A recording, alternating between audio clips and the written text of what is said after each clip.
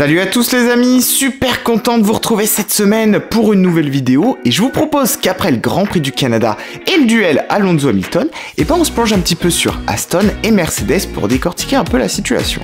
Alors est-ce que les deux teams vont être capables d'aller chercher Red Bull et Max Verstappen? Installez-vous, on voit ça ensemble tout de suite, c'est parti. Alors avant toute chose les amis, j'ai une très bonne nouvelle à vous annoncer et je voulais évidemment partager ça avec vous.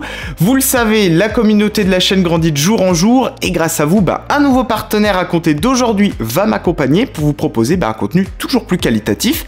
Alors c'est une marque dont j'ai envie de vous parler, tout simplement parce que j'ai pu tester leurs produits et que je les ai beaucoup aimés, tout simplement.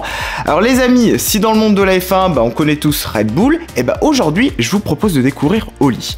Alors Oli, qu'est-ce que c'est? C'est une marque d'Ice Tea et de boissons énergisantes, mais qui propose en fait plein d'avantages par rapport à d'autres enseignes classiques. Plus écologique avec moins d'emballage, mais aussi plus simple puisque sans sucre et naturel. En tout cas, je suis sûr de mon côté qu'en parcourant leur site, vous allez forcément trouver les boissons qui vous plairont, avec en plus un choix super varié. En plus, en passant par mon lien que je vous mets en description les amis, vous bénéficierez de codes promo, alors franchement n'hésitez pas, vous serez pas déçus. Pour ma part en tout cas, petit coup de cœur pour le parfum à la pomme, alors je vous le conseille, vous m'en direz des nouvelles. En tout cas, ça c'était pour l'apéritif, maintenant je vous propose qu'on passe au plat de résistance et qu'on évoque un petit peu notre sujet du jour.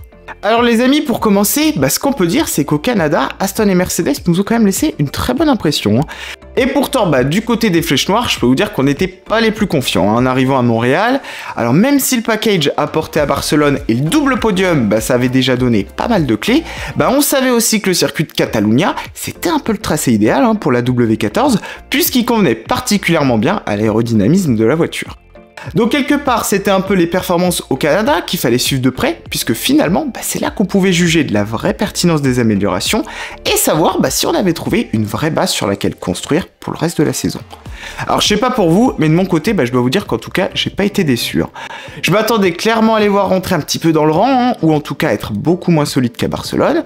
Et d'ailleurs, je vous propose une stat pour illustrer un peu ce regain de forme, c'est tout simplement le meilleur tour réalisé en course.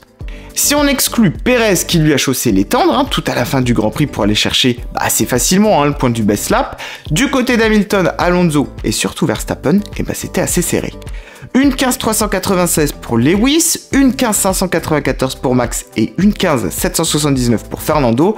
Alors évidemment, même s'il y a fort à parier que Max n'a pas tout donné, puisqu'il avait un peu d'avance et qu'il n'avait pas non plus besoin de tout livrer sur la piste, ça démontre en tout cas que du côté de chez Mercedes et Aston, on est quand même très loin d'être largué en termes de rythme de course. Et ça, c'est clairement une bonne nouvelle du côté du team de Toto Wolff pour la suite, surtout qu'on devrait aborder en plus des circuits qui devraient mieux leur convenir. Pour Aston aussi, au Canada, on a de quoi avoir le sourire. Franchement, je pense que vous serez d'accord, Alonso a été juste impressionnant, et il le dit d'ailleurs lui-même, il a fait tout simplement 70 tours de qualif. Et je peux vous dire les amis qu'à mon avis chez les Verts, la pression elle devait être grande, puisqu'à Montréal, on apportait quand même un sacré paquet d'évolutions.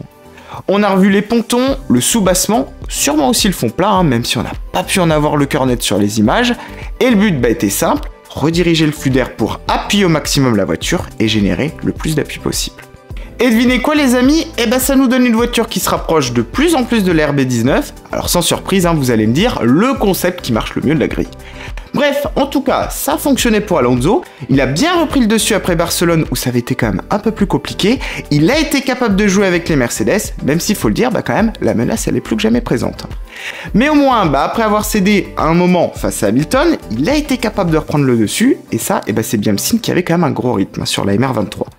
Maintenant, la question c'est, est-ce que ça va suffire pour aller titiller Red Bull? Bougez pas, on voit ça tout de suite ensemble, c'est parti. Alors les amis, du côté de chez Mercedes, je pense qu'on peut quand même être assez optimiste, et je vous explique pourquoi.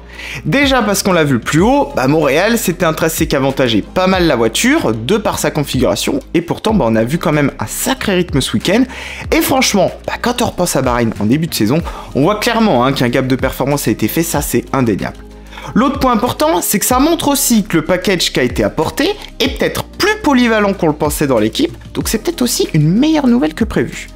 Au-delà de ça, chez les flèches noires, on va mettre les bouchées doubles, et c'est le signe aussi qu'on n'est pas prêt de laisser tomber la saison. D'après les dernières déclarations de Toto Wolff, un gros step est prévu à Silverstone pour la course à domicile des deux pilotes, avec encore beaucoup d'améliorations, et un autre juste avant les vacances, donc ça annonce quand même du très lourd. Et croyez-moi, en Angleterre, c'est peut-être plus que jamais l'endroit où il faudra les scruter de près, tout simplement parce que c'est un circuit qui devrait leur convenir, et que jusque-là, ça leur a toujours réussi. Maintenant, si on se plonge sur Aston, c'est un petit peu le même son de cloche finalement. Au Canada, on a eu la démonstration avec Alonso que le package il fonctionnait bien, ce qui est déjà plutôt une bonne nouvelle, puisque c'est le signe en tout cas d'une bonne corrélation entre les données mesurées par les ingénieurs, mais aussi la traduction de ces évolutions sur la piste. L'autre très bonne nouvelle aussi, c'est le rythme. Déjà Fernando a été capable de redépasser Hamilton en fin de course, au moment où il avait plus de jus dans ses pneus, mais c'est surtout qu'il en avait encore sous le pied, je m'explique. On lui a demandé pendant une bonne partie du Grand Prix de faire du lift and coast, c'est-à-dire de relâcher plutôt la pédale d'accélérateur avant un freinage, tout simplement pour économiser de l'essence. Apparemment, en fait, on suspectait un petit souci sur la voiture, Dixit My Crack, et ça, ça a probablement coûté quelques dixièmes à Fernando, autour de 1 ou 2 au tour, donc ça veut dire que le rythme réel, il était encore plus élevé que ce qu'ils nous ont montré, et ça, c'est un autre bel indicateur. Maintenant, comme Mercedes finalement, faudra mesurer la polyvalence des évolutions sur d'autres circuits un peu plus classiques pour jauger du réel potentiel du package. Mais si on ajoute à ça l'ambition du team, la petite baisse de forme, il faut le dire quand même, de Perez, que ce soit Aston ou Mercedes, on pourrait bien aller chercher la place de vice-champion, ça c'est pas impossible. Alors pour aller chercher Max, je pense que ça s'annonce quand même très difficile, mais bon, un fait de course est quand même toujours arrivé dans la saison, alors les dés ils sont pas complètement jetés non plus. Et vous les amis, vous la voyez comment un peu la suite? Est-ce qu'Aston et Mercedes vont rester selon vous au coude à coude? Est-ce que Red Bull sera prenable? Donnez-moi votre avis en commentaire, et vous le savez, comme d'habitude, je me ferai un plaisir de vous répondre. Les amis, en tout cas, c'est tout pour moi pour cette vidéo. Merci à tous de l'avoir suivi. Petit pouce bleu et abonnement, vous ferez mon bonheur, je compte sur vous, et en plus, vous serez comme ça au courant de la suite. Nous, on se retrouve très vite pour du nouveau contenu, alors restez bien connectés, et d'ici là, prenez soin de vous, et moi, je vous dis à très vite sur la chaîne Amiante.